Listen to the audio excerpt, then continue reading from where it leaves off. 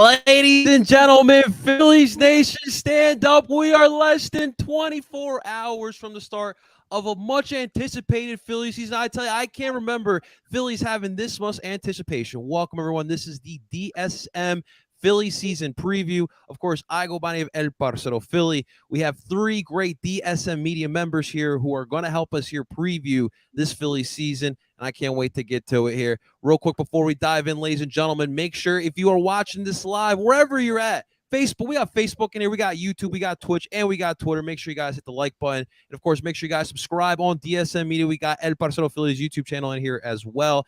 And if you haven't followed DSM Media on Twitter, what are you doing? Make sure you guys follow there as well. But we're going to get straight to this, ladies and gentlemen. Let us introduce you our panel of DSMers. And first off, my man, Dylan is in the building. What's happening, baby? How you feeling, man? What's going on, bro? I cannot wait for tomorrow. Today even felt holiday-ish to me with opening day. It felt good to have baseball back on, even though I'm losing my first bet at the moment. But that's besides the point. But yeah, I'm with you. The Phillies haven't had this much excitement surrounding them in quite some time heading into opening day. Obviously, the year we brought in Bryce that weekend was unbelievable, but you knew they didn't have enough. Now it feels like, okay, we can do something here. So I'm pumped. So I don't think I've told you this story, Dylan, but Bryce Harper's first game, I had to drive throughout Philadelphia, in Center City. I almost crashed my car on that Bryce Harper homer. So hopefully I don't have to drive tomorrow. I can watch it after, of course. Dylan and I and DSM Media will be doing Phillies preview shows before every single Phillies game. We will try to get you as many previews as we can throughout the season, but make sure that's why you guys got to subscribe to DSM Media. So we'll definitely get you guys prepared for tomorrow's home opener. But let's introduce, of course, Mr. Kata, ladies and gentlemen, the TikTok legend himself, the Reading Fight-Ins. What's happening? Oh, I'm so ready for baseball. I got my full season ticket plan ready. I can't wait to go. I wanted to see Mickey Moniak, but that's not going to happen. Yeah, we'll definitely get to that, man. We were panicking a little bit before we went live, but we'll definitely get to that as well. But last but not least, ladies and gentlemen, please welcome the intern himself. Intern Cole is in the building. Cole, what's going on, brother? How you feeling, man? I'm feeling good. I'm excited for this. I can't remember last time I was this excited for a baseball season. I probably was like 12, if that. So I'm pretty excited, dude. Excited. We got Scotty Talks Sports ready to say frick the NBA. Let's go. Scotty Talks MLB, man. He's that excited for Phillies baseball as well. So we'll definitely get through all that as well. Jeremy's throwing some love to Dylan in the chat, man. Dylan, stay losing bets, Dylan, man. 1-800 Gambler is a great news. 1-800 Gambler.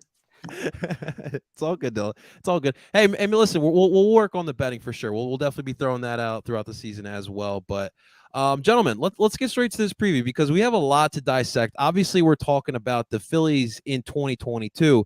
But as I always do, you can't look ahead without looking what happened in the past that got us here. So, gentlemen, I want to look first at the 2021 version of the Philadelphia Phillies. As we all know, missing the playoffs yet again, the drought continues. However, we had a winning season, which was great to see. Bryce Harper, the NL MVP, was fantastic as well. But the first question to start off with still wasn't good enough. It still didn't get the job done. Kyle, let's start off with you, Mike, today, my man. What to you in 2021? What was the biggest factor why the Phillies playoff drought continued? The relief pitching and Hoskins getting hurt. I think it's a combination of those two wound up really hurting them down the stretch.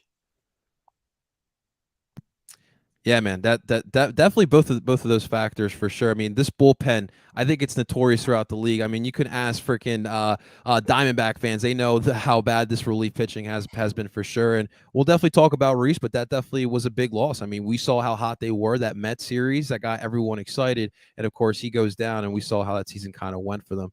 Mr. Intern Cole, sir, what was the biggest factor that attributed to not making the playoffs again in 2021?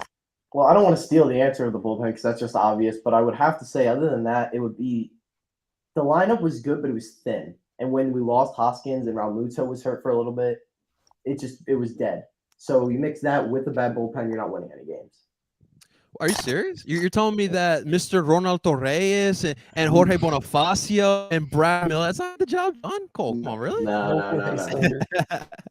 Dylan, man, what about you, man? It was a season of a roller coaster, I would say. Yeah, I mean, it was a combination of everything. You could throw the defensive struggles out there too, but I agree with Cole. Like the bullpens, obviously, it was historically bad for a stretch there, but they just didn't have enough. Like it's honestly, if you look back on 2021, it was kind of impressive with the roster that they had that they were in it until the last week of the regular season. Like once Reese went down, Boehm struggled in the second half of the season, obviously being sent down. Didi hit for like 208 last year. So you literally had the MVP and some guys, and you were in the race for the division until the final week. You had pitching struggles, bullpen issues, defensive issues. So looking back, yeah, it sucked. And in the moment, we said, like, why not? Why can't this team make the playoffs? Look what Bryce is doing. Look what Zach Wheeler's doing. But at the end of the day, they didn't have enough. Like if you compare this roster that we're going to get into later in the show to last year's roster at the end of the season, they're not even close to who can compete for a division title. Listen, I think out of all three guys, I think I agree more with Cole because of the fact that I remember point, Dylan, after Reese Hoskins goes down, you saw a lot of struggles. I mean, we saw some bad series losses. The Diamondbacks, the Pirates throw in there, the Rockies throw in there as well.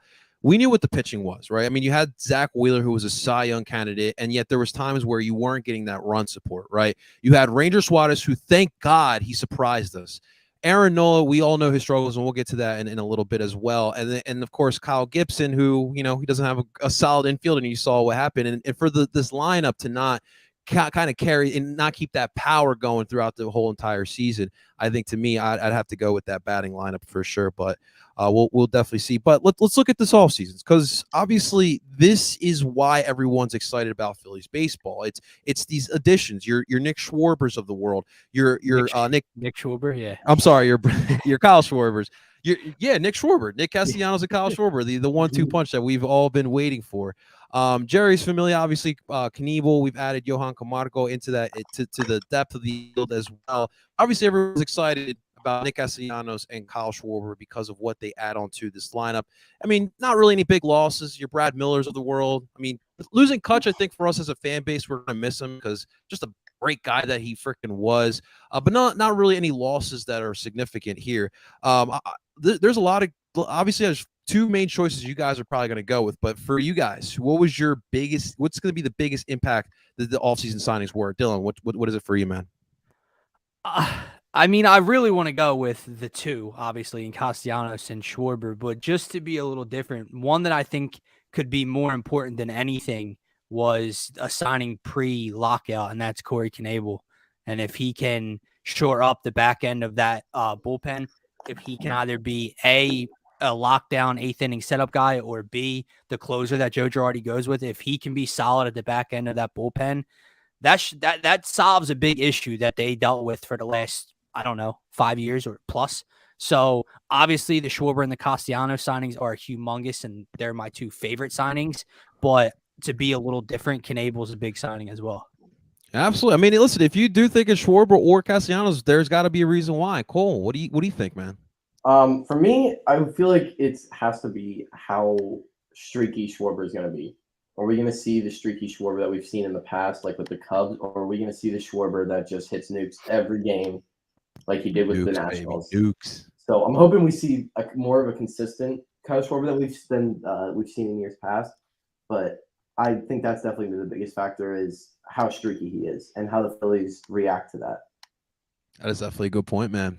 Mr. Katahat, your favorite signing this offseason? I think it's got to be Castellanos. I mean, if you look at his stats last year compared to Bryce Harper's, they were very, very similar. And that is something that is, I mean, if you have two Bryce Harpers in your lineup, watch out. Absolutely. I'm going to go far left field here, and I'm going to go with the coach signing, Kevin Long. batting on as a hitting coach. He actually worked with Schwarber in Washington. Everywhere he goes, I mean, he helps batting lines. He helps guys get out of it. I mean, I don't want to test a lot to Mickey Moniak's success in spring training to that, but Mickey's swing definitely looked better. And of course, you know, you got Alec Boehm who's struggling, and that's we'll get to Alec Boehm. That's why I think he should stay up and continue working with Kevin Long. But I think to me, keep getting a guy in here who's going to help some fundamentals with the hitting. I think that's going to be a big signing. What's consistency out of this batting lineup? We've seen the power. We've seen the potential of this power. We want to continue seeing what this lineup can do for sure. Awesome stuff there, guys. All right, guys, let's start looking at our positions here and this roster breakdown in 2022 for the Philadelphia Phillies. Let's start off here with our catchers. I mean, obviously, we do know that we have the best catcher in Major League Baseball. Let's not get it twisted here, ladies and gentlemen. Mr. JT Realmuto coming back here yet again for another season. And, of course, behind him, I know that Dylan's upset with this, but you know, we're not going to have Andrew Knapp anymore. No more Nappy as the backup catcher there. Instead we're going to have Garrett Stubbs as the backup catcher here. For you guys, what is the we'll start off with Kata Hat here. What is the expectation here for obviously we know JT, we've seen him before, but Garrett Stubbs, what can you expect here as the backup catcher here? What you got for me, Kata? Well, I mean, I don't expect too much out of Garrett Stubbs. He's a backup catcher. I think the one positive we have is we have two young prospects who can probably step in and be our backup catcher just like that. Unfortunately, Marshawn is hurt, but I think Logan Hoppy could come up and back up really well right now, even though he's, for some reason, in Double-A. I thought he may have been started off in Triple-A after his year last year. I also need to see more out of JT this year. I mean, he had a solid year last year, but not good enough to be the best catcher in baseball. I expect a little more out of him. Yeah, especially with the bat, we saw the cold streaks in 2021 for sure, my man. What about you, Cole? What do you see from these catchers, or any thoughts on it? I think with JT, kind of said it best. We're going to need to see a little bit more of a better year hitting, at least. Defensively, I don't think there's many people that match him behind the plate. I don't think there's anybody who's defensively better than JT. Hitting wise, we're going to have to see more of a 2020 JT than we saw in 2021. And from Garrett Stubbs, it's basically going to be, when you go in there, don't blow the game. He's not going to play a ton, but just don't suck. I'm just going to be honest. That's all we really need. He doesn't need to be a star. He doesn't need to be he doesn't need to be great, but he just needs to be okay when JT's out. DeAndre Jordan. Oh, don't even bring that name up. Literally, exactly. I hope he's not playing like DeAndre Jordan. That's for sure. No, but that's what DeAndre Jordan needs to be. And DeAndre Jordan just sucks. So I mean, that's a great term to put. Dylan, my man, this catching position. What you got for me?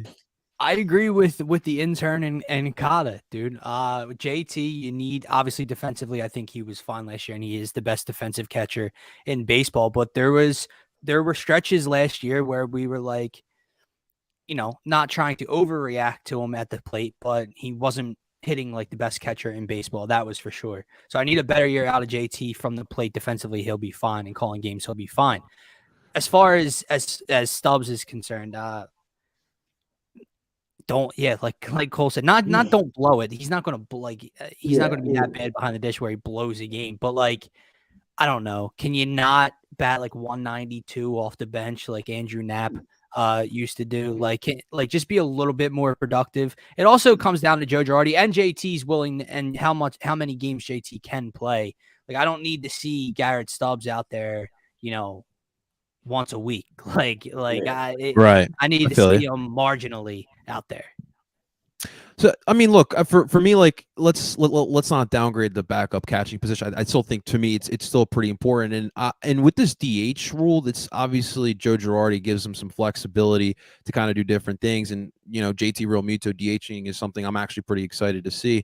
I'm honestly more surprised they weren't ready to put Rafael Marchand in. I guess that's more telling that they feel maybe he's not as ready. But I loved what I saw from him in a short period of time last season, and if he can come up and get some more playing time in the majors, it should definitely be interesting to see that. But we got some comments in the comments, so I think we need to go to the outfield position because of the breaking news that happened beforehand. But Let's talk about the breaking news first, and then we'll look at the rest of the outfield. Obviously, we know Mickey Moniak made the opening day roster. Congratulations! And then I get on here, and I got Dylan, Cole, and Kata telling me that Mickey Moniak will be out 4 to 6 weeks with a broken bone in his hand. And so yeah, this is definitely coming out of left field for all of us. We were excited to see him. We got the Philly Eagles fan in the chat here talking about the last spring training game that was played in Tampa yesterday, the Rays, and of course, upset. I completely get it there. But guys, I mean, before we talk about the play in the outfield, this injury, it really sucks for a kid that we were all excited to see his redemption story here. Dylan, man, dude, I feel you, Dylan. This one hurts, dude, because finally a former highly touted, highly selected Phillies draft pick, a prospect that wasn't looking so good for years now, has come out of nowhere this spring and absolutely raked. Like, he wasn't just good, like, he raked. Did he what did he hit for? 6 bombs or 5 bombs? 5 or 6 bombs with what? Close to an 1100 OPS. He was amazing this spring. And you finally, like, I get it. It's the 9-hole hitter. In this lineup, it's whatever, I guess. But I was excited to have this guy with this bat at the back end of our lineup. Now, thankfully, Matt Vierling also had a very good spring. So how bad will the drop-off be without Mickey Moniak for 6 weeks? I don't know. But it'll be interesting, right? Because I don't think the injury, it's not just we don't get to see Mickey Moniak. It's what does Joe Girardi do? Because the plan was a platoon, right? Like, I feel like Moniak would have got the start at first, but probably a platoon between them two. Well, we know Odubel's down and Mickey Moniak's down now. So what's the plan? Is Vierling the everyday center field starter? And if so, if Vierling shows up like he did in the spring, that's going to be very difficult for Mickey Moniak to, hop back in to this lineup if Vierling for 6 weeks is playing at a high level. So it sucked. It really did, man. It really did. Cole, what do you got for me here, man? Mickey Moniak, brother. I was excited to see both Vierling and Moniak, but like Dylan said, it might be hard for Moniak to get back in the lineup if Vierling plays well. But at the same time, I mean, it's not the worst thing, because if Vierling's playing well, then you can't complain about him getting the start. So yeah, it does suck. I mean, I think everybody was excited to see Moniak and kind of get his redemption story. I still think he'll have a shot at some point this season. But my biggest fear is, I know me and Connor were talking about it earlier, about how the injury is going to affect his swing, because that's what Don Brown did. And then he fell off a cliff after. So that's definitely my biggest concern. Yeah, man. Kata, what do you got for me? It sucks, the injury, of course. You guys have all known I've been a Matty V guy for a while. Ever since he almost killed me at the pool last year. Matty V's been my guy, but to see Moniak just break out like that, I'm like, he had a Bryce-like swing. And I know Bryce worked with him a lot, especially once he got signed.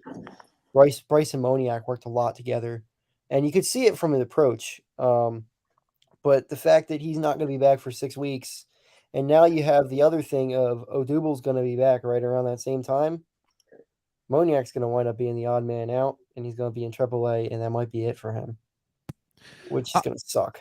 Yeah, I'll say this, and Philly Eagles fan bring it on as well. This hurts the team and hurts the opportunity. I don't think per se it hurts the team.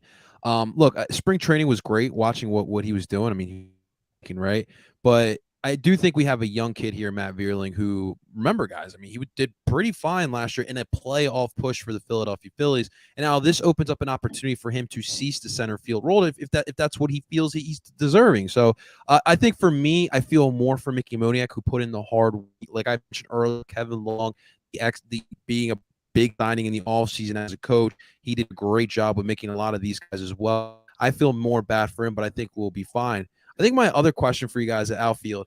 So let's say like we get like maybe around above average play from Matt Vierling. Do you think at some point they will actually allow Double to come back? Yeah. Do I think or do I want them to? Ugh. Those are Do you two think different they questions. actually will? Do I think If yes? they- Do I think yes? Do I want them to? No, absolutely not. I want him like not within 100 yards of Citizens Bank Park ever again in his entire life. I don't think they would have re-signed him if it wasn't a plan for him to be a part of the 40-man. Like, I don't know. I guess with the spring that Vierling and Moniak had, you can make the case that the Phillies weren't expecting that when they signed Odubel, so they thought that they needed to bring him back just to have somebody play center field.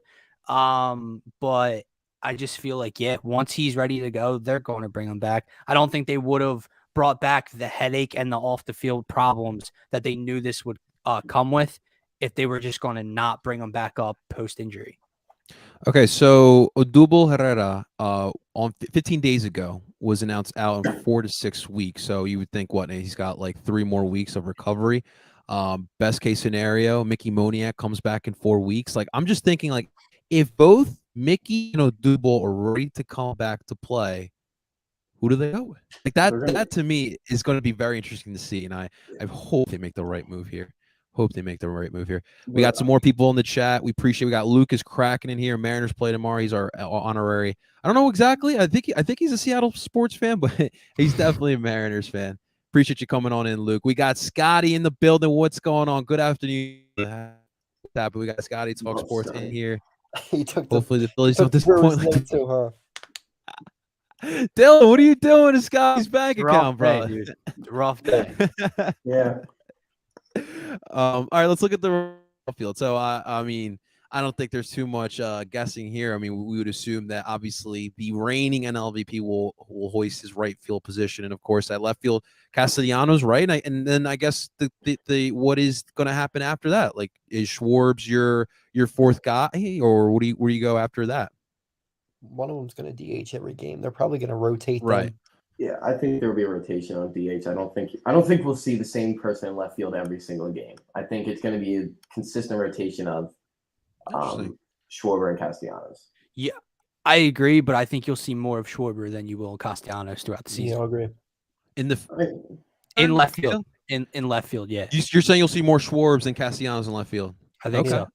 I was thinking the other way around, but that's very interesting. I was more so like 75-25, you would see Castellanos, but I think definitely gives Joe Girardi some extra piece to play with. I think it's just Schwarber's body, right? Like he doesn't look like an outfielder. Like if you see the dude at tree clothes, it's like he can't play left field. But I think Nick has only played 35 games in left field, and he wasn't good in right field. And not that Schwarber's a good left fielder either, but I think he's a little bit better per the numbers. So yeah, I think you'll see more of him. Absolutely. I think something we may see too is Castellanos play some games in right field and Bryce DH some. 100%. Give him some rest. Yeah. Or I mean, I don't know. I don't know how much they'll. I also read something about them potentially putting Bryce in center every once in a while. I think that's a pipe. I think that's something that the fans were talking about because when center field was an issue. I don't know if Bryce is. I don't see anymore. I just hope that they figure this position out, man. It's been too long since we haven't had a center field.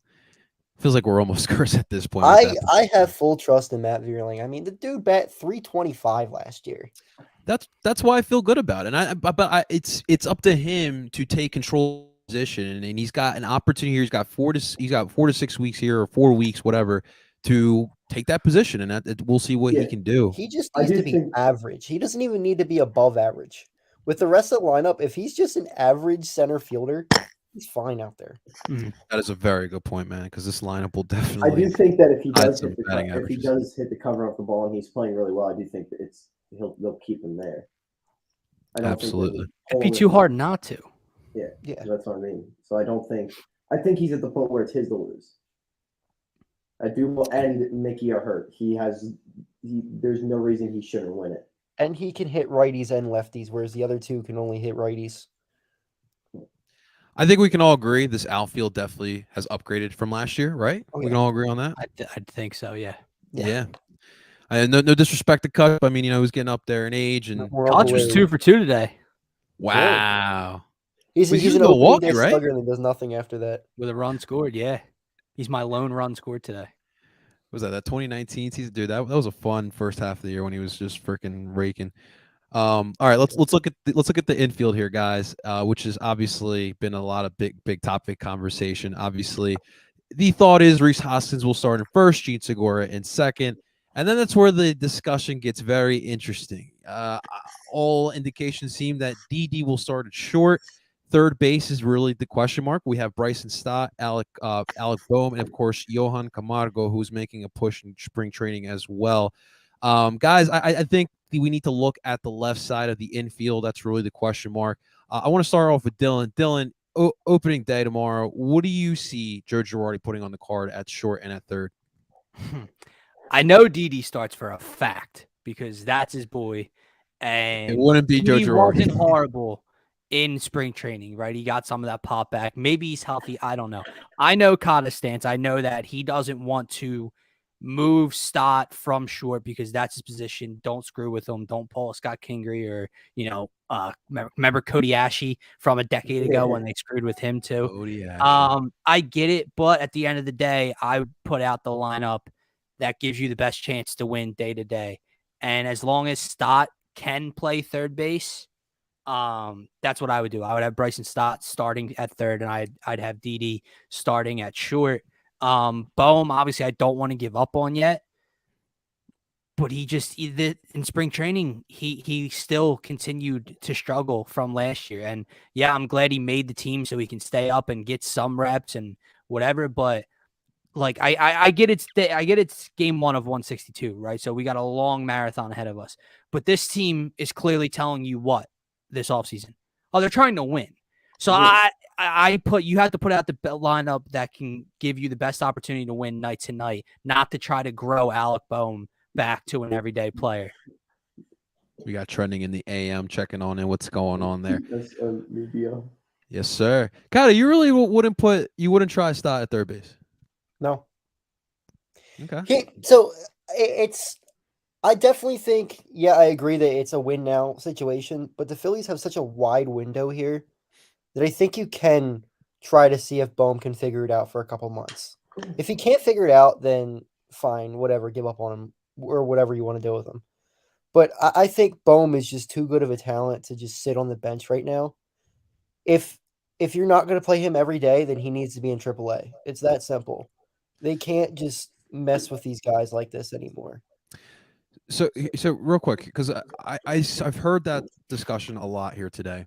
I agree. I do think Boehm needs to stay up here for at least the first month. At least he needs to get that feel. He needs to get those at bats in the major leagues. He needs to continue working with Kevin Long.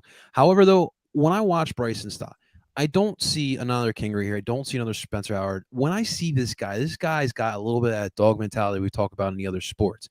The dude, when they told him he's making the opening day roster, the dude literally was like, "All right, thank you." And like wasn't like he didn't have a celebration. Like he expected to make the opening day roster. In fall ball, he's played in third. He played at short. He's played at second base as well. I feel his mentality. You can play him at short or at third. There are guys that are like that, and I don't think it would generally affect them whatsoever. But I think I agree with you for the fact that we need to see what we can get the most out of Alec Boehm. And Joe Girardi is never going to divorce from Didi Gregorius. Like I think we all know that. It's like Step Brothers. They're making bunk beds out in Morristown or wherever they're living at, man. Yeah, Cole. What about you, man? What do you? Are we saying am I saying who I think will start or who I want to start? Because those are two different answers. Well, let's go with what do you think will happen? I think they're going to start Didi and Boehm. That's what I think. Yeah. Do I want Didi, them to? yeah. Absolutely not, because I don't see a point in bringing up Bryson Stott if you're not going to start him. It's backwards. It doesn't make sense. Who do I want? I want to see Bryson and Boehm because I think that there's a lot more potential in Boehm than there is in Didi. You know what's funny? What? Watching spring training and watching Didi get like 2 or 3 bombs out there, the fan in me is just like, man, if Didi can get his pop back, like the stupid fan in me that knows Didi's going to hit for like 220 again this year and not a lot of pop is just hoping as the 7-hole hitter in the stacked lineup, like, man, what if Didi has his pop back? What if Didi's back again? And by the way, I know we're giving Didi the short card here. Dude's made more plays than anybody at shortstop in this spring training. Look at that good looking kid up on the screen right there. What's up, Timmy? Got Timmy in the chat here. Appreciate you, Tim. What's going on? Brian Mofo, shouts out to Papa. It's Mofo. That's my dad. Mofo. So I sorry. like Mofo. Mofo Also- sounds better. Yeah. Boom We'll played go better with at the Mofo. end of spring training. You have to Not a grow Mofo. Boom, not Didi. So it seems like Didi's the problem. Didi's the problem. Here's the best case scenario, right? Didi playing well enough. And then come deadline time, you're able to trade him away, a la Jim Thome, essentially. And then you're able to put Stott there at shortstop. And then with Didi, you're able, if starting pitchers the issue, find that. I think that's the best case scenario. Let's hope that actually does happen. Unless Joe Girardi's like, no, you can't trade Didi. No, that should definitely be letting us know. Yeah, Yes, no, I trade. completely agree. Trade Didi because, like I said, there is no point in bringing Bryson Stott up if you're not starting him. Like I don't see a point in it. They're gonna start him. They're gonna start him. He's got one more year left, right? Didi, Didi? yeah. And Yeah. you know Didi's what's sad? I was so happy when they brought him back. I was all on board to bring him back for those 2 years. Oh We're yeah, good for about 60 I didn't like the games. years though. That was my problem because I saw the shortstop class that was this past year, and I didn't want that to happen. But I understood you kind of had to bring Didi back that year, and you kind of needed him. You needed a shortstop at that point. yeah. I just doesn't. I just don't see why they're bringing up Stott. If I don't know, the potential with Bohm is so much higher than Didi, and Absolutely. it is a 162 game season, and you still have Didi. So why don't you just start with the young guys, give them a chance, and if it's not working out, then you go with the older guys because Didi's not going to get better. Like he's not going to be get much better. He's not have a lot of progression in his career. Both Stott and Bohm still have it. Yes, absolutely. Let's show some love to the right side of the infield here, though. I think Gene Segura is going to have a great season. Do you guys follow him on Instagram? First off, this dude is in shape, and I usually every day he's showing his workouts, the type of stuff that he's doing. This dude looks like a complete. Is he still drinking whiskey and smoking cigars every day? No more drink. He's got me contemplating to quit drinking, man. That's how good Gene Segura has been looking these days, man. But dude, I think he's gonna have probably his best season in the majors. I mean, if Gene Segura has his best season in the majors, this lineup that's already extremely dangerous just got a whole hell of a lot more dangerous. My question, I'll throw to you guys is, where do you think he's best suited? Like, I'm all for Gene in the 2-hole, but I don't know what he's going to do. JT got a lot of looks at the 2-hole. Reese gets on base a ton, so Reese could be in the 2-hole. Where would you put Gene? For the best for Gene? Oh, sorry. I would put him at the 2-hole because I like Schwarber leading off and him in the 2-hole. I think that's the best part of the lot. Best way to fact up the lineup is to put Segura in the 2-hole. And Gene, I thought he played pretty well last year. He did. So if he does have his best season in the majors, 1, 2, 3, 4, 5, 6, this lineup is gonna hit. They're gonna hit, and they're gonna need to hit. Yeah, I'd put him in probably the 6 or 7 hole. I like Reese at 2. I think the on base percentage is just too high to not have Reese at 2. I have to agree. Why take him out in a spot where he feels more comfortable? And I think that I think Reese.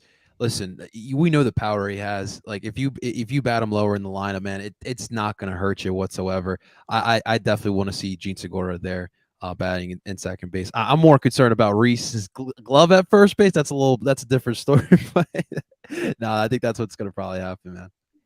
I need Reese focused on hitting dingers this year because in the middle of this order, this dude could hit for 30 to 35 bombs this year, if not a little bit more. And I just worry. I know he's a professional hitter, and I know he can have that pop, 1 through 9. It doesn't matter. But there is that little bit of a role if you're before Bryce Harper worrying about getting on base for Bryce and the walks and everything. Maximize Reese's power, put him in the 5-hole, and let him just swing for the fences. Yes, sir. Absolutely. They are going to need to trade. Oh, they're talking about Didi. Yeah, Girardi people for don't like playing it. Didi. So who would you put 3? Castellanos or Harper? Oh, Harper. Okay, I was thinking. Okay, and then Castellanos 4, Yeah, Reese 5, 5, JT 6. JT 6. Okay. Wait, where'd you put I mean, if you Castellanos? want, 4? you can put 4. Reese down lower Um, at like 8 or something, so you can get the lineup to bat around even more. Then so let's go. Schwarber's leading off. Does anyone disagree? Agreed. Okay. Agreed. Yeah. Segura 2, Yes. Harper what I would 3, do. Castellanos Yes. 4, Hoskins Yes. 5, JT 6. Who's 7? I'm going to say Didi's going to be 7. Yeah, I would Okay. put D 7th there. And then And then- Bohm 8, Bohm Stott 8, and then I'll say third base, center field. Right. third base. And- Okay. But the interesting thing is I really do believe JT is going to be batting second. I think he got a lot of looks in Really? spring training at second. Right? Yeah. He's a really and- good base runner too. Makes sense. Yeah. Yeah. we'll see. Yeah, that definitely making part. But this lineup, I mean, the beauty of it is that Girardi's got a lot of options, and obviously, I think he's more comfortable coaching in an American League style, which obviously we got DHs now, guys. So that's definitely something different in 2022. See that, especially in this ballpark, guys. Oh my God. Can listen? You know what's great, and we're like, oh, we're so happy. No more pitchers batting. We get the DA, the universal DH in the NL. I think something we haven't discussed, just in general, and as Phillies fans, the Phillies do not have Kyle Schwarber and Nick Castellanos if there's no universal DH. I firmly believe that. Maybe one. They have one, but they do not have both of them. No, I firmly believe that. So that role change over this lockout set that up essentially. Yeah. We might just have longer games, but hey, if we're winning, who cares? Make it 6-hour games. Heck, who cares? Who cares? As long as they win. If I sit and watch a game to watch them lose. No. Now, the more important question, the pressing question, is the fixed Liberty ball. We're gonna get for home runs. I want the swinging back and forth. I want the whole shebang like we had in 08 and 09. Give me the lights. Give it to me all. They said they fireworks too. Good. Fireworks? Yeah, I want fire. You know how many fireworks you're going to need? Yeah, I need it. All right, more. you're going to need a lot. Southfield's just gonna be a cloud after every game. Yeah, for real. There's gonna be ashes everywhere. Dude, you know firsthand how hard those things are to clean up. Yes, I do. I don't want to talk about it. Yeah, you want to really nobody's gonna want to work at Citizens Bank Park. You're talking about a lineup. Well, as long as they just gotta put fans so it blows it the other way, so people don't have to come on. Guys, I don't want to interrupt your conversation, but the Brewers have first and second with nobody out in the top of the 7th. There you go. Look at that. There we go. I need a rally. The bank account's buzzing right now. Yeah. Let's get it. All right, guys. Well, let's look at the position here that we haven't gotten to yet. The pitchers. Let's look first at the rotation. Your starting rotation for the Phils. Obviously, Aaron Nola, Kyle Gibson, Zach Eflin, and of course your runner-up Cy Young winner, Zach Wheeler. Guys, Suarez. What's up? He said, I didn't hear him. Yeah, he froze during that. Yeah. Oh, my bad. I'm sorry. Fix your Wi-Fi, bro. Yeah. Yes, we're waiting for DSM. That's why you guys got to keep support. Wait for DSM to get that ESPN money. You feel me? We don't have to worry about the Wi-Fi situation. Yeah, we'll have a studio. Yes, sir. DSM. Oh, the DSM office. DSM Studios. Yes, we're definitely gonna work on that as well. But guys, this starting rotation here for the Phillies. Listen, a lot on the line here. Obviously, we've been talking about the bats and all the home runs. But here's my situation, right? And this is, I hate being a negative Nancy here, but what if the first couple games, first couple of series, Phillies bats are cold? That could very well happen. And then these pitchers are going to have to actually start maybe winning you some games, getting some hard-earned outs there as well. And I'm ready for this fan base to start freaking out. Now, look, this batting lineup, I don't want to go there because I feel like this batting lineup can carry this team, but you got some question marks. Obviously, forget Wheeler. We know what we got was, although he does have a bum shoulder. So, but But you got a Ranger Suarez coming off of a great first year. Is he going to go through that sophomore slump that we've seen before? Aaron Nola, can he bounce back? Zach Eflin, could he stay healthy? And can Kyle Gibson bounce back as well? So for you guys, what out of the 4 pitchers in the back part of the starting rotation, who needs to have for you to feel good about this rotation? Kata, who's Nola is the X factor here. Nola has to be better. I mean, I'm not asking for what we got out of him 2 years ago, but he needs to be a lot better. And if he can be close to an ace in that number 2 role, then we're going to be fine. The rest of the guys, we don't know what we're going to get out of a guy like Ranger Suarez. Gibson's probably going to be a solid 4 or 5 pitcher. Eflin, who knows? But as long as Aaron Nola can control what he can control and be back to that dominant pitcher he was that we know he can be, then we're going to be fine. What about you, Cole? Well, Aaron Nola is the answer, but I'm going to go with a little bit of a different style of X factor. Staying healthy. Zach Eflin can't get – if Zach Eflin's pitching as well as he was before he got hurt, we're going to be fine, but he's got to make sure he stays hurt. Wheeler can't keep banging up his shoulder. We're going to need Suarez to stay healthy. Suarez pitched phenomenal last year.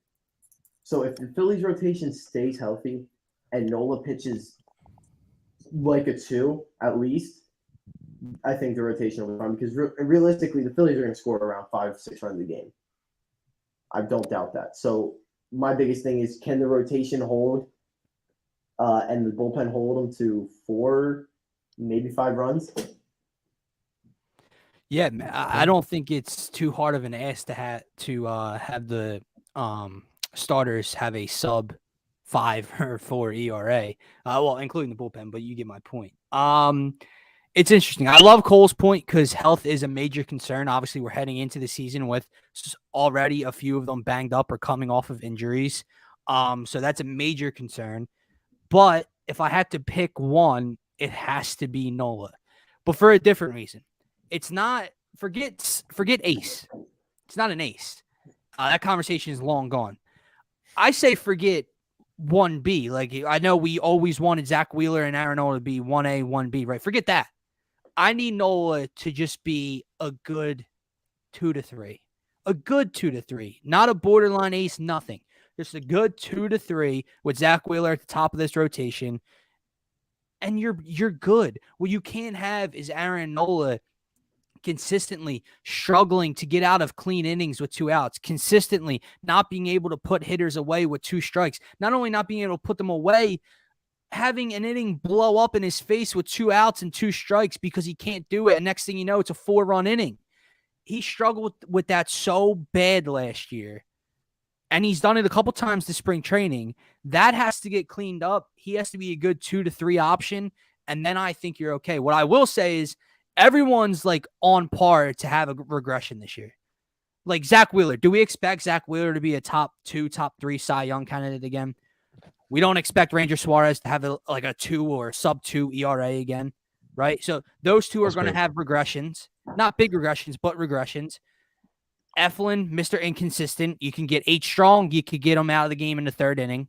And Kyle Gibson has not looked good this spring at all. Now, that's spring training. I hope he turns a page. Hasn't looked good.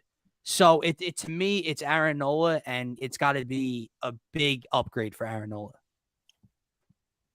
Yeah, I mean, you guys really all raised great points, and yeah, I mean, for he still has the stuff. I do think teams or batters are figuring out that curveball, and we know he loves that bad boy. And it was always that one pitch. It was one pitch that became a 3-run homer or whatever it may be, and just the avalanche. It was kind of like watching the Flyers defense after one goal. They don't know how to cut the bleeding. That's happening with Aaron Nola. And for Ranger Suarez, I mean, I just want him, like Dylan said, like obviously that sub 2 ERA that he had last year, like that's something that he can't. That's gonna be tough to duplicate. But just being a consistent pitcher. And I think the question I wanted to ask you guys real quick, like, where do you see Ranger at the end of the season in this rotation? Like, do you see him last year? He was like what, the 5th starter? Do you see him moving up to 3rd, maybe 4th guy? Possibly. I see him as around the probably 3, maybe 4. Nasty lefty too. Yeah, I do. I genuinely do. I think he obviously won't pass Wheeler. I think Nola will stay at the 2, but I think definitely Pat Fleming is for damn sure going to pass Kyle Gibson. What about you, Dylan? I agree. Kyle Gibson to me is the 5th starter, so I would expect Ranger to be in that 3 position right now. Yeah, Okay, I agree. So what do you put in 2 and 4? I would go Nola 2, Eflin 4. Okay, But it's going to Okay. be weird because Wheeler's not starting tomorrow, correct? No. 5th Right. day. I think they Is said Wheeler going he's Saturday, available. or is he not like ready at all? I believe he's pitching Tuesday. Yeah, that's what they were trying to aim for. I would assume what would be Eflin. Suarez or I- Eflin. Yeah, just don't let it be. I think we're all going to that game. Don't let it be. Yeah, I confusing. really hope. Don't ruin my. Unless Kyle Gibson has the potential to give you 7 strong innings. I just don't want like. I'd rather the more sure arm in Ranger. I remember one of the. I think it was the 1st or 2nd game of the Mets series. He was in like 2 or 3 bases loaded, 1 no out jam, and he got out of them. So there is the potential, but we just haven't seen it. Gibson just needs to give us like 5 or 6 solid innings a game. That like he doesn't need to be great. Oh, son of a! I just looked at Saturday's game. It's Gibson. What? Kyle Gibson. Cole Irvin. Oh That's my BP. God, that is That's so BP. hilarious. That's No, Cole Irvin. That's BP. he actually did pretty solid last year, right, for Oakland. No. No, he probably check did his since we numbers. traded him away. He went 10. He went 10 wins, 15 losses, 2.25 or 4.25 ERA. Yeah. Yeah, we're good. I don't think he did that well. Cole, your point about the health is really spot on because this is what I'm thinking. I was sick and tired of bullpen games last year. And if you get an injury out of one of these guys, we're probably going to have to see that again. You don't have the luxury of calling up a minor league prospect to start a 5th day. Yeah. Yeah. So, you really raise a really good point, Cole, because if we get some injuries, man, bullpen days it is again, gentlemen. Yeah, I don't need to see Chase Anderson starting. I don't need to see Corey. I don't need him. Corey. I will say that though.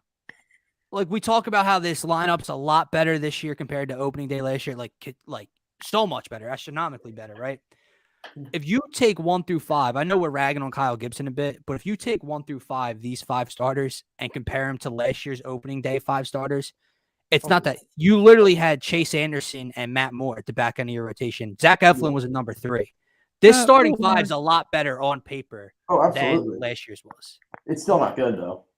I wouldn't say not good. I think it's good. I just don't think it's anything special.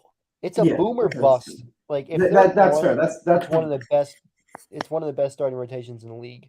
But if they're off, it's going to be one of the worst. It's going to be bad. I agree. That's why I will say, guys, if this team is punching above weight come trade deadline time, I think the one position they would look at of this whole field would be starting pitching. I think that's where they would look at. I we'll see what that definitely looks like. But I probably could speak for most of the gentlemen here. I think the bigger concern for us is not the starting pitching, but it's still relief pitching. And if you've lived as a Phillies fan over the last 2 years, it's kind of a headache thinking about a Phillies relief pitcher. Every try, and Joe Girardi, he's just terrible mismanaging of the bullpen as well. Well, this year, our 10 relief pitchers are going to opening day. Corey Knebel, Brad Hand, Jerry Smelia, Sir Anthony Dominguez, Jose Alvarado, Connor Brogdon, Bailey Falter, Nick Nelson, Damian Jones, and Christopher Sanchez. Gentlemen, look, we've been bitten by this bullpen countless of times. It's got to get better again this year, right? Like at least last year, it was like a hair better. It's got to get better again this year, right? Dylan, what you think? I think on paper, it's. I don't want to use the word a lot better, but it is better. Like I think, like I said earlier in the show, I think Knebel is a huge addition, and he's looked great in the spring. Sir Anthony Dominguez looked great in this Yes, spring. sir. I know people were getting on the Brad Hand signing.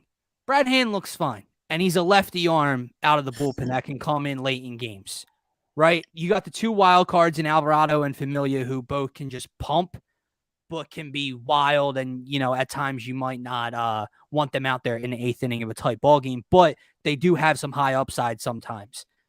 I think they're better, and the beauty of it is with this lineup, you don't need them to be good.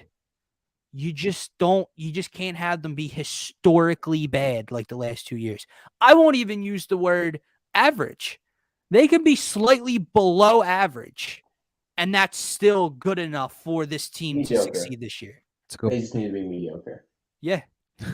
I think. Wow. Yeah, they just have to, like I said about Garrett Stubbs, not suck.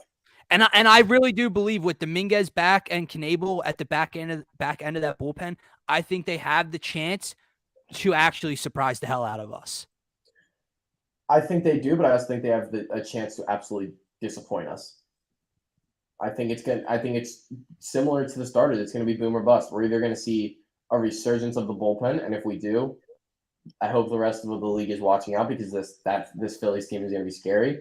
But we also could see an absolute train wreck of the bullpen.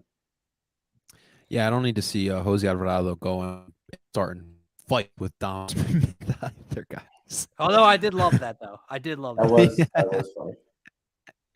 No, I mean, you guys really raised good points. Kata, what about for you, my man? Sir Anthony Dominguez looks so much better. I mean, when he came up to Reading, he did a little bit of rehabbing in Reading, and was topping out at like 92. His curveball was flat. He didn't look in shape, and you see him coming in the spring. He is in shape, throwing 98 miles an hour. Looks like the Sir Anthony that we saw a couple years ago. It looked like he was going to be a star closer for us.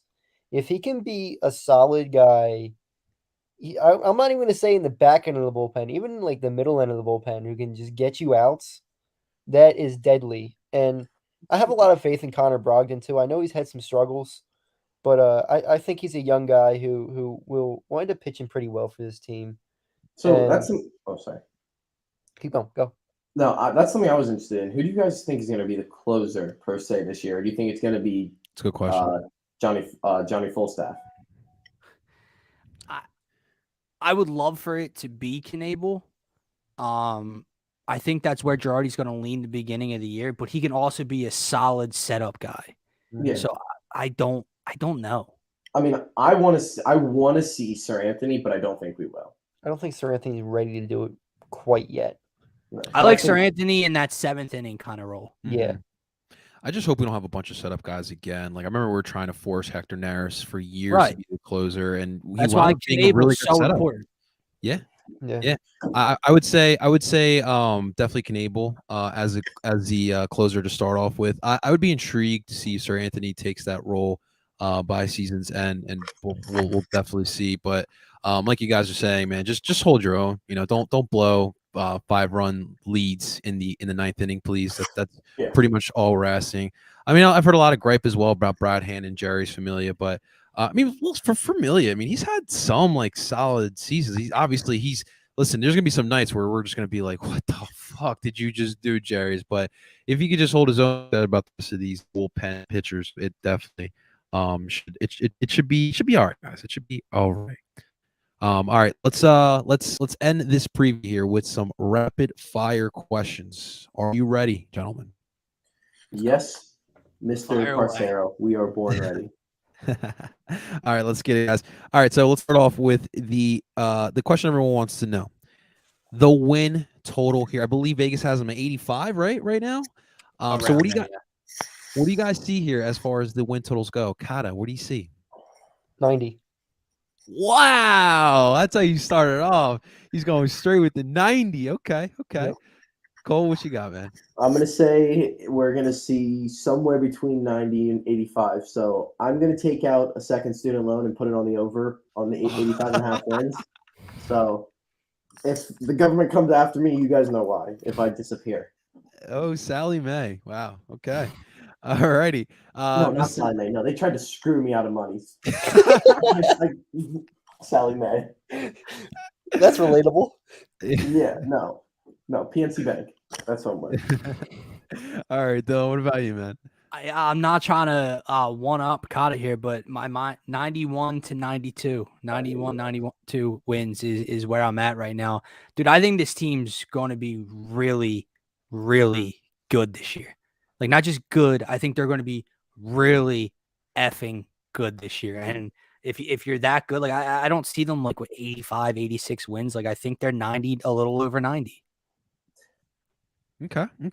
I think I'm leaning more towards 86, 87 range. Boo. Yeah. Say 90. Come on, boo. We all said 90. You got to join us, Hell Parcero. negative. No, man. I'm not ready there yet. Cole said 85 to 90.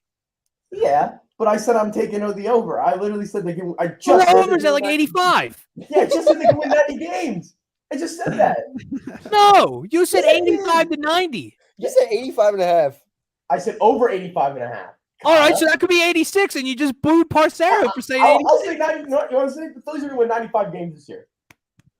There it Hey, is. listen, The Phillies listen. are going to win 95 games If this year. if you believe that, put I your back into it. All right. Yeah. You know what I'm saying?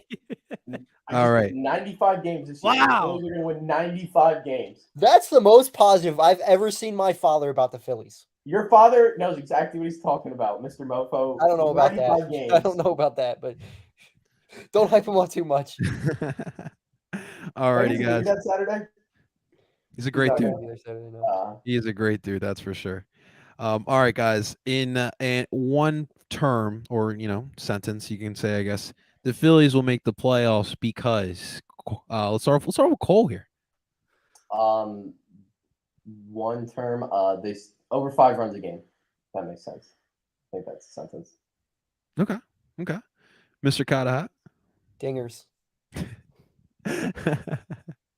I'm Kyle Schwarber and I hit dingers. All right, Dylan, what about you, man? The Phillies will make the playoffs because their bullpen will be above league average. Okay. And All right. combine that with that offense, you have a playoff team. Yes, sir. I like that. I definitely like that. All right, Dylan, and for everyone, who will lead this team in home runs? We got a lot of big bats here, guys. I'm going with the reigning MVP. In the middle of this order with Castellanos and company protecting him, I think he sees so many pitches to hit. I think the spring was just a sample, the appetizer. I think Bryce goes for 40 plus this year. Bryce 40 plus. Let's go. Cole, what you got? I'm gonna say Castellanos. I think Castellanos is gonna. I think he probably would have hit more home runs than Bryce last year if he would have been in Citizens Bank all year. So I'm gonna say Castellanos, and we all know World War III is about to begin. So, what about you, Kyle? I'm going to go with a bit of an underdog here, but I think Hoskins can hit 40 plus this year. Okay. All right. I do think he's going to be a dark horse here. People forget that power he has, and people are going to sleep on him because of Castellanos, Schwartz, and of course Bryce Harper. But I like that. All right. We were talking about the pitchers. For you guys, who is the most important starter in the rotation for the success of the Phils? Let's do Kata this time. Nola. Cole. Nola. I'm gonna say Wheeler because if Wheeler can put up another Cy Young like season, that's gonna be 1 out of every 5 days where you can basically chalk up a win. That is a good point. I'm gonna go Eflin because I do think that Wheels will still have a really good year. Maybe not second or not the runner up in Young. I do think Aaron will hold his own. We've been ragging on Kyle Gibson enough, but I do think Ranger's gonna have a solid sophomore year. But I think Zach Eflin, with the arm he has, Cole mentioned it earlier before the injury, how well he was playing. We just need him to stay healthy for sure. I definitely do agree with that. All right. Question for tomorrow, obviously opening day. Who will hit, or this weekend or next week? Who will hit the first home run for the Phils? Dylan. Kyle Schwarber. Oh, you Kyle so Schwarber. right. You got And Schwarber still?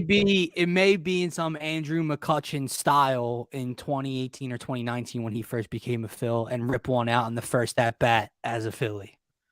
You know what? I like. I'm gonna one up you a little bit. Kyle Schwarber will lead off tomorrow and hit a leadoff home run. Wow! Right I'm off the going there. bat. Kyle Schwarber is gonna hit a leadoff home run tomorrow. Oh wow! That's well. That's well. Part of me wants to say even on the first pitch, but I'm not gonna say that. What about you, Kata?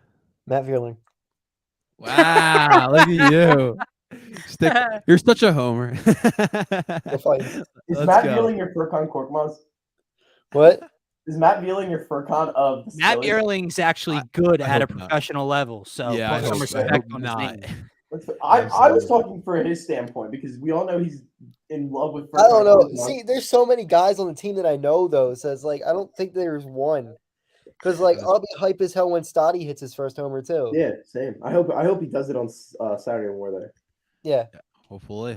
I'm gonna go the wild card. I'm gonna say JT Realmuto hits the Ooh. first homer Ooh. to The start. fact that we're saying off. that's a wild card is insane. I know.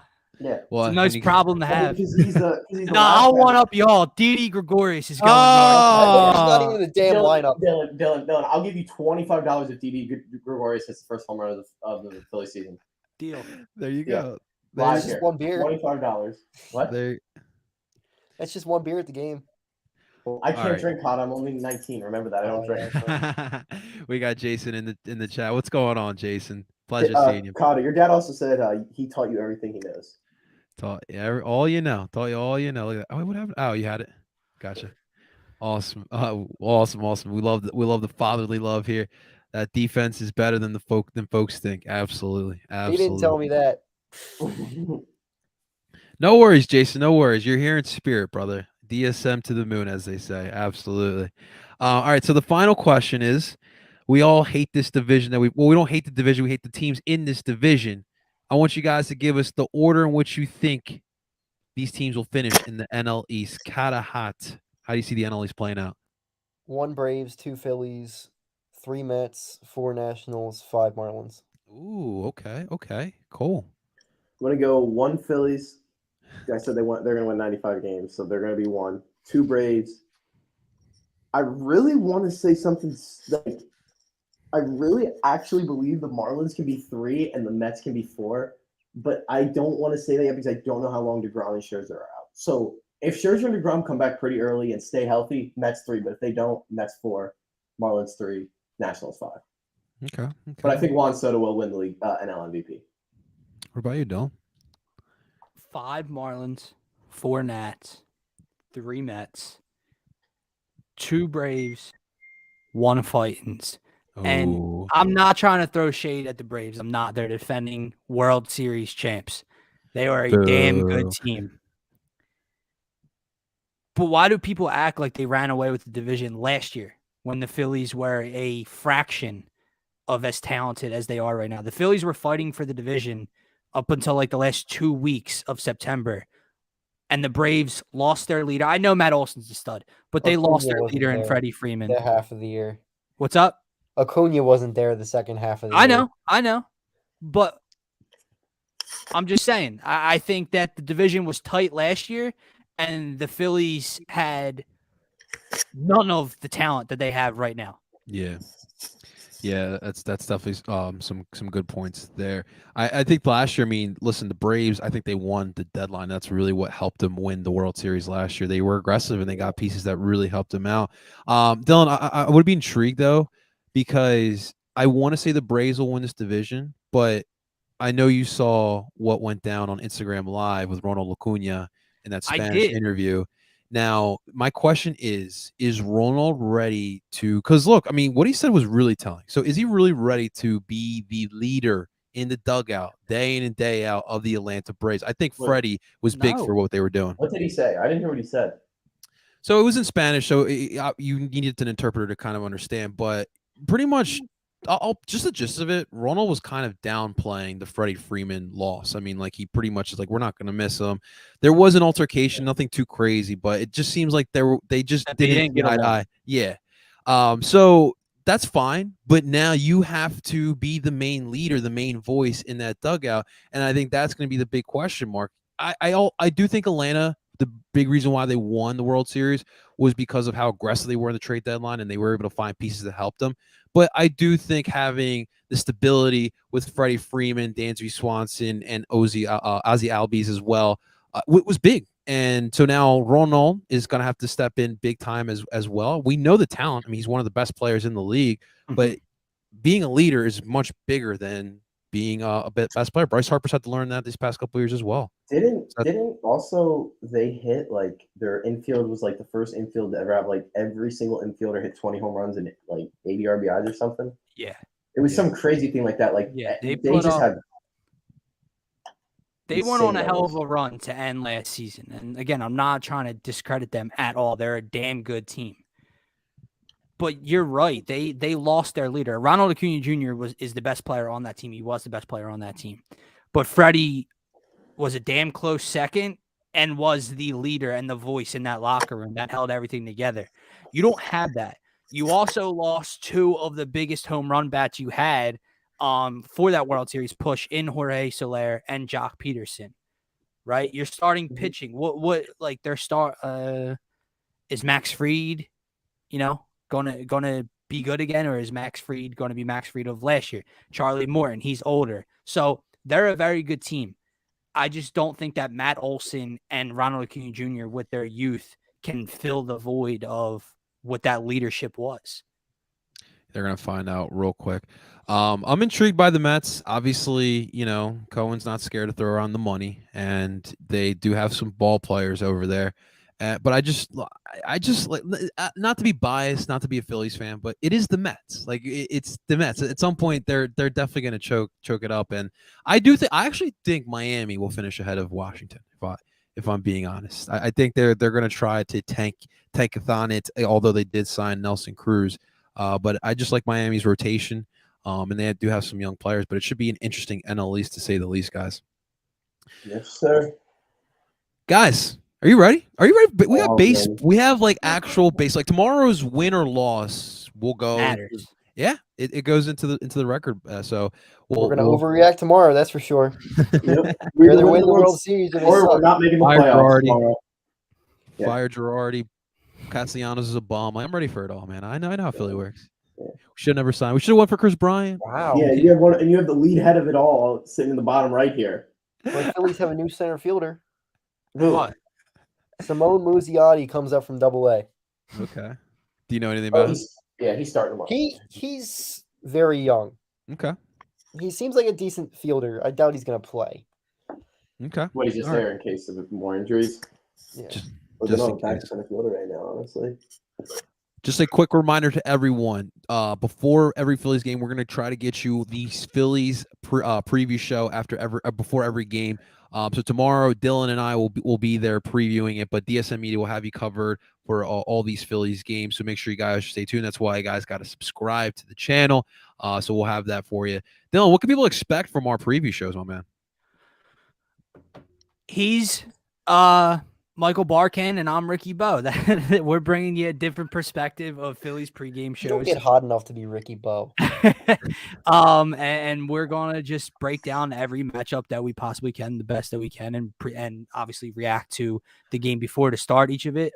Again, it's a 162 game season. I do not foresee us having 162 games. Considering I'll already be missing this Saturday and this Monday's pregame shows because I'll be in attendance. Yes. But we're going to get a majority of the 162 done for you guys. Yeah, as best as we possibly can. Hey, yo, Kata, after a couple of those tasty hard iced teas that Dylan drinks, he'll get some Ricky Bowe in him. Absolutely. Of course, guys, make sure you guys keep checking out intern Cole. No, take the intern off. You are Cole. The intern Cole's my nickname, dude. I understand just Cole. The intern thing is more of just a joke. It's kind of just a joke. All good. Is it a joke? In a way. Listen, we're having Farzi's intern on my show next week. So hey, there you go. Really? Yeah, I'm having my show on the sports. Oh, I don't like your show. Make sure people. shows. People, make sure you check out Grease Polls as well. Kata and Cole got you covered as well with their shenanigans. It's fun to watch as well. When do we got the next episode, guys? Wednesday, 3:45. Be there. So Guys. I don't know if it'll be Well- Wednesday. It won't be. It won't. You won't be able to live interact because Kata's leaving me. So we have to pre-record it. Aw, Boo. All right, I'm going. boo. I'm going Saturday, Sunday, Monday, Tuesday, Wednesday. Look at you guys. So we'll do it Wednesday morning. We'll pre-record or whatever. I don't know. that works. Phillies, we're gonna need some media passes here. Yeah, ESN for real. Media is in the building, so start handing them bad boys out. All right, guys, that's gonna do it for the Philly season preview. Guys, enjoy the season. We know baseball is a long one. Don't overreact like it's an Eagles loss. This is Philadelphia Phillies baseball. Of course, over. DSN Media always has you covered for all things Phillies, all things Philly sports. So make sure you guys are following, subscribing. It truly means the world. Join our family. We're a bunch of nut jobs, but we just love sports, and we want to give it to you our way. Ladies and gentlemen, we got Dylan Davis. We got intern Cole. We got Kata Hot. Of course, I am Ed Parcero Philly, and we're telling you guys.